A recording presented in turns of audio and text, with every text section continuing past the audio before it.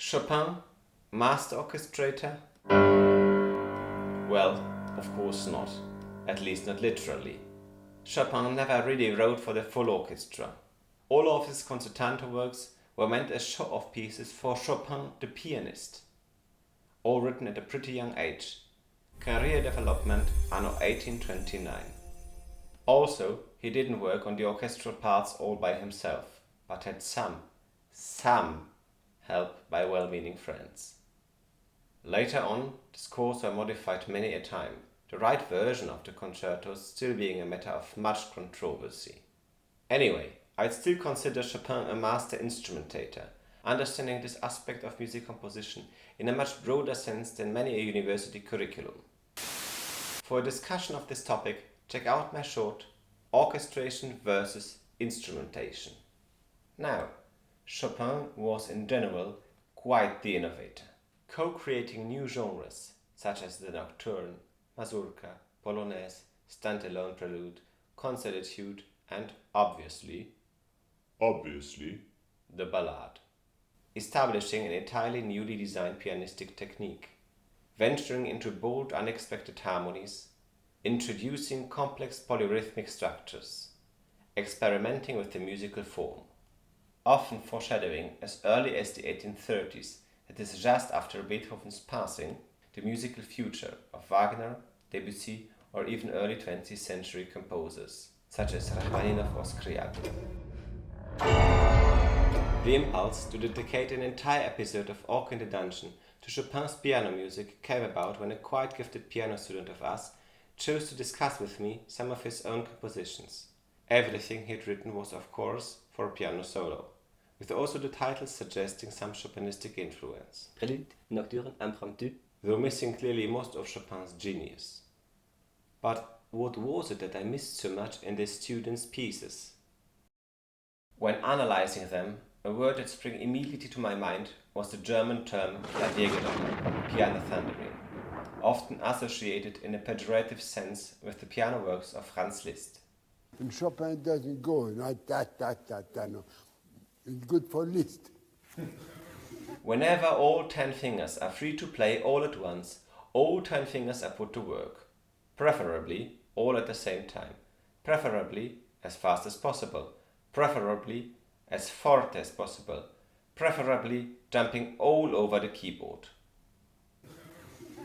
So you'll never guess what the student I mentioned prepared just then for his master's diploma recital. All 12 of Liszt's transcendental etudes. Of course. I've just listened to them for a second time in a row, and I must honestly admit, certainly, they're like ultimate level in terms of 19th century piano music. But as a listening experience, utterly unbearable.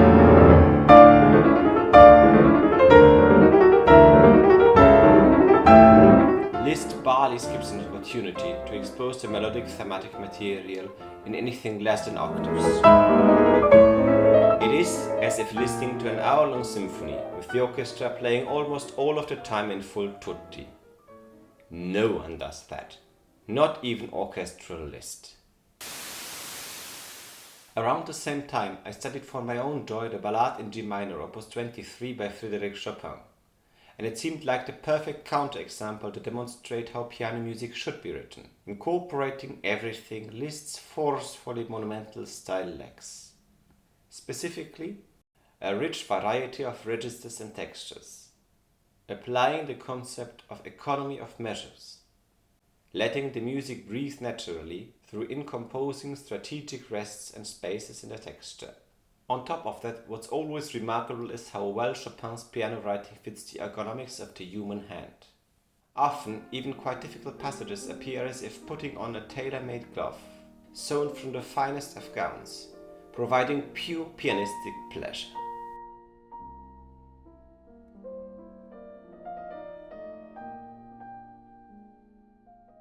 Let us now plunge into a more detailed instrumentational analysis of Chopin's first ballade. The piece kicks off with an extensive recitativo section in octaves, with no real similar precedent in the common repertoire.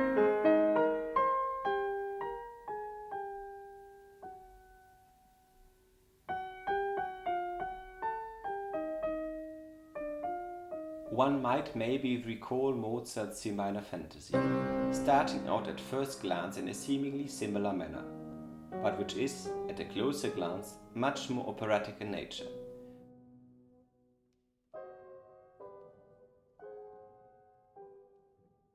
Whereas Chopin's music seems to emerge from deep thought.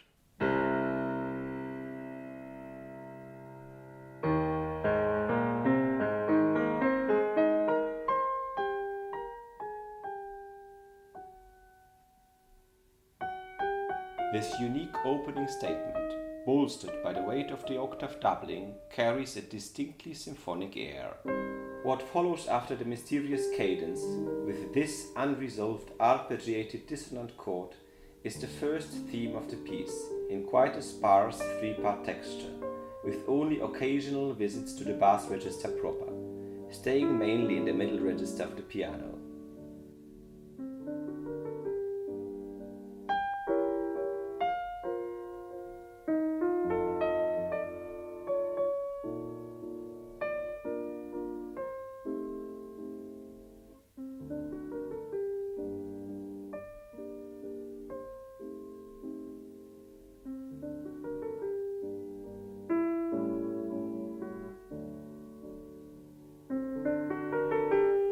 Shifts up a gear with the first melodic octave lead, enhanced by octave reinforcements in the left hand, taking this new energy to transform into a slightly more agitated section. Notice the careful placement of rests throughout this entire section, as well as the use of small ornaments, both helping to bring the melody to the fore.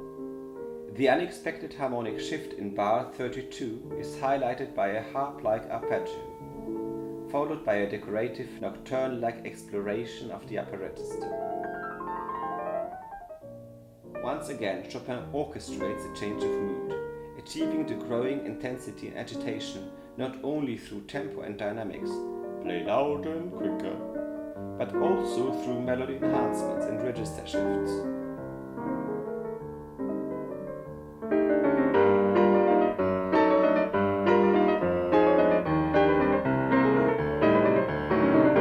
Reaching first a new low, and almost instantly soaring up towards a new high. The hands, however, kept mostly closely together, thus letting the currently unused registers breathe, keeping them fresh and exciting as the music returns in a wave-like motion to the low G. My view of the following bars might be somehow controversial, and is clearly differing from most interpretations. It is based not only on my own intuition, but is supported by the autograph and the Henley Urtext edition, both of which include a diminuendo in bar 53, a detail missing in all per Bohème editions. To my ear, the written out calando smorzando of bars 64 and 65 are being already approached here, initiated by this very diminuendo, and through the thinned out texture of bars 56 to 64. In comparison to the preceding bars, the left hand is here rather less active, with also the previous chromatic tensions in the right hand making way for diatonic arpeggios. I hear these almost as star-spangled garlands, much more akin to the sempre pianissimo of bars 82 to 93 than to the agitated section of 44 to 52. They seem to function as a gradual transition towards the meno mosso sottovoce pianissimo of the first presentation of the second theme, fading out with the natural horn calls, sounding as if from a distance, as if from the woods.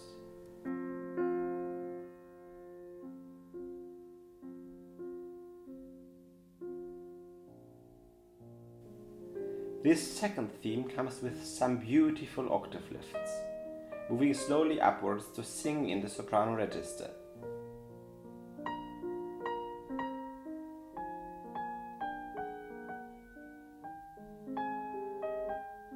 And to fall off a cliff with the first of several remarkable register drops, here enhanced by the third meaningful arpeggio of the piece. The left-hand figuration seems once again to follow a wave-like pattern, with one notable exception in bar 80, where the two hands are nearly 4 octaves apart.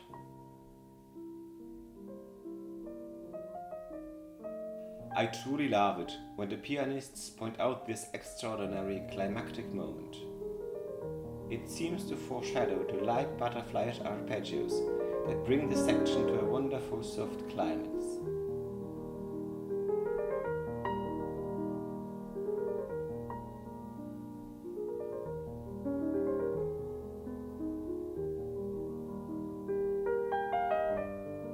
Only to fall into darkness and despair.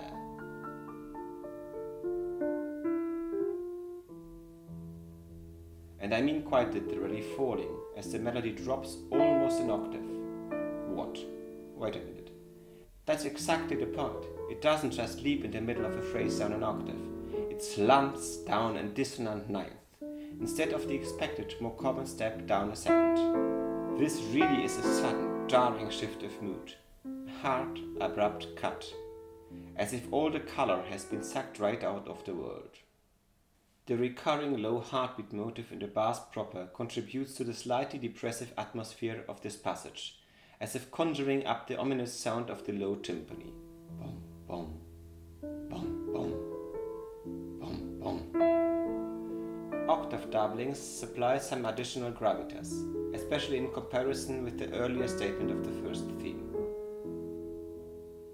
Little by little, power is gathered, not only through these octaves, but also through a now continuously dense six-note harmony and a well-placed left-hand arpeggiated chord.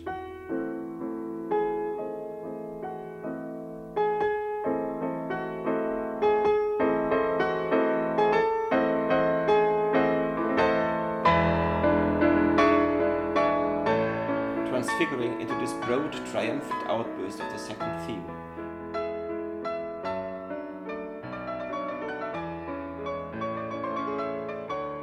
Only the drop in bar 113 enables the following double octave lift of bar 115, surpassed even by this alternate, shrieking piccolo entry on E7, and the only octave scales of the piece. This entire section is somewhat Lisztian in character. Do note, however, that this works this well, this powerful in Chopin, due to the quite limited use of such an intense texture, spanning little more than a full page of music. The sparser texture from bar 126 onwards is compensated for by the pure animato instruction, tempo replacing volume. Then one big, large right-hand wave leads to the scherzando section, featuring several wrong notes in the left hand, as if the fingers failed to hit the right keys after a jump. Simply hilarious.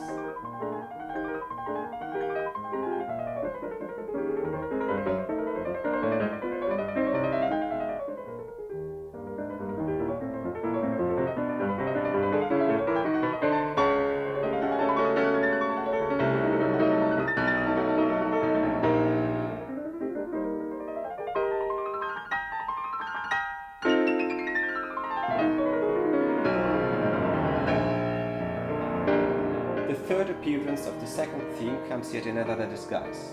Intensity now achieved through rolling quavers in the left hand, for the first time exploring this constantly the bass register, and the right hand theme starting off in harmonic thickening from the middle register, less triumphant, yet more broadly flowing as a great river.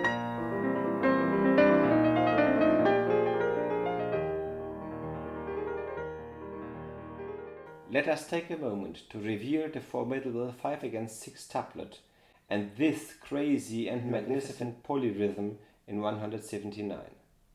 This time the following section explicitly maintains the forte, con sforza, sempre forte, enhancing the seemingly final joyfulness of the statement of the theme with the two octave jumps in bars 185-186.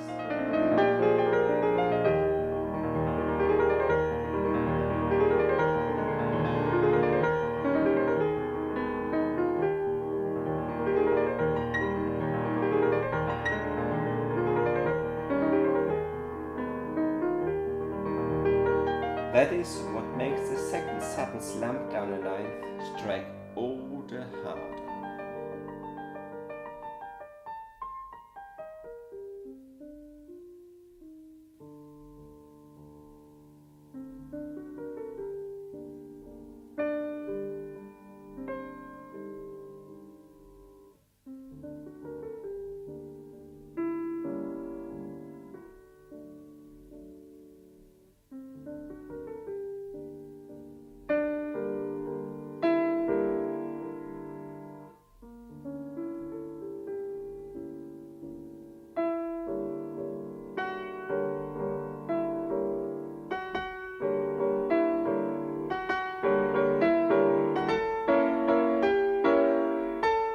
But instead of the broad triumph of the second theme, Chopin now accumulates even more energy, even more power. Appassionato, il più forte possibile, featuring the widest span of the hands in the entire piece, from the new low point of D1, spanning nearly 5 octaves up to the C7, to culminate in the infamous coda.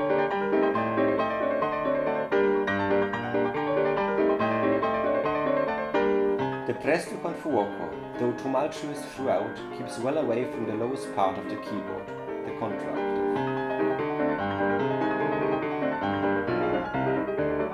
Well until the tumbling descent of bars 238 to 241, crashing into an exposed low octave, marked forzato in the orthograph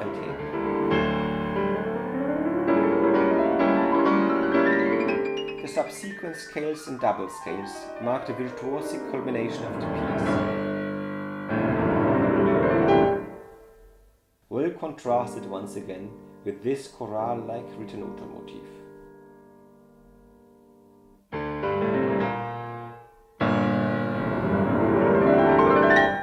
With the utter collapse of all hopes, arriving in a chromatic contrary motion double octave run, starting poco ritenuto to expose the harsh dissonances, then precipitating accelerando as if into the abyss.